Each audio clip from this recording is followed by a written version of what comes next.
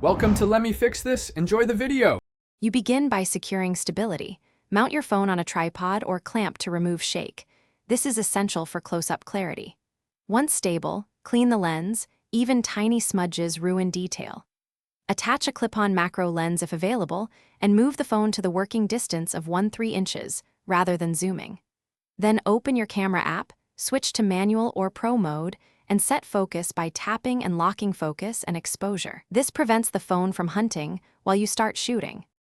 Once focus is locked, optimize lighting.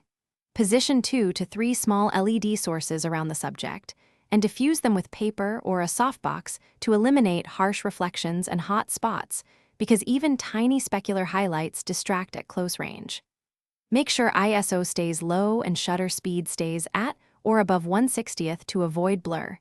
Use a slower shutter only with a stable mount. Then use magnified live view or focus peaking to nudge focus a fraction. You finish by recording several takes while varying angle and depth by tiny increments. 1 to 3 millimeters makes a huge visual difference, so you have options in editing. After capture, import footage and apply gentle stabilization, minimal cropping, and selective sharpening to preserve resolution. Export at original resolution and high bitrate for quality. If things go wrong, here's a quick fix. Stop, re-clean the lens, relock focus and exposure. Boost your light output, and reshoot the problematic section.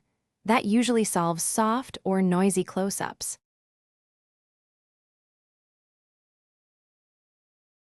Thanks for watching. If you found this helpful, don't forget to like and subscribe.